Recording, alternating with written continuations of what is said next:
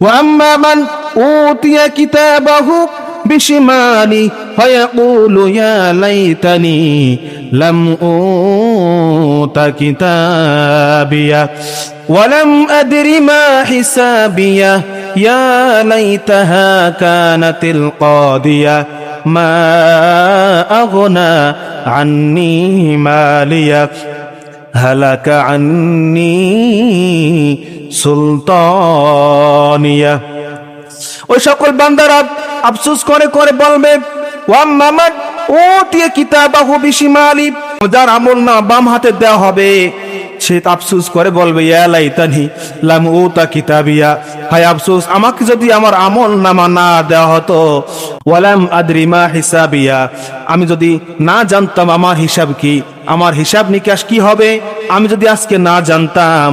ইয়া লাইতাহা কানাতিল কাদিয়া, আর যদি আমাদের মৃত্যু পর্যন্তই আমাদের সব কিছু শেষ হয়ে যেত, ওই সকল বদকাররা বলবে আমাদের মৃত্যু হয়েছে, তারপরে আর কোন হিসাব নিকাশ নাই, এখানে সব কিছু শেষ, এমনটা যদি হতো।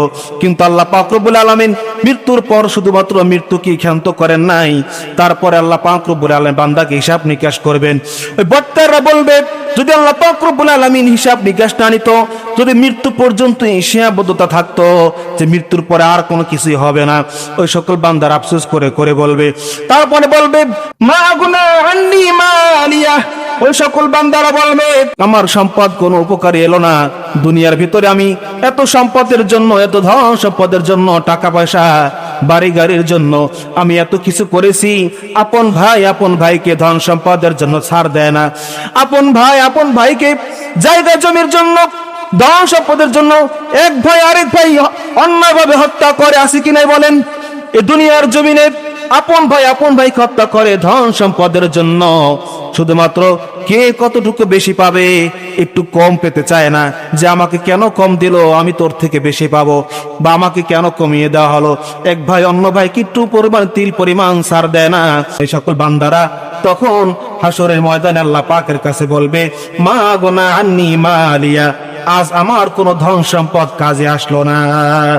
দুনিয়ার জমিনে দেখেন এই ধন সম্পদের জন্য ছেলে বাবাকে পর্যন্ত বাবার গায়ে হাত তোলে, আছে কিনা বলেন?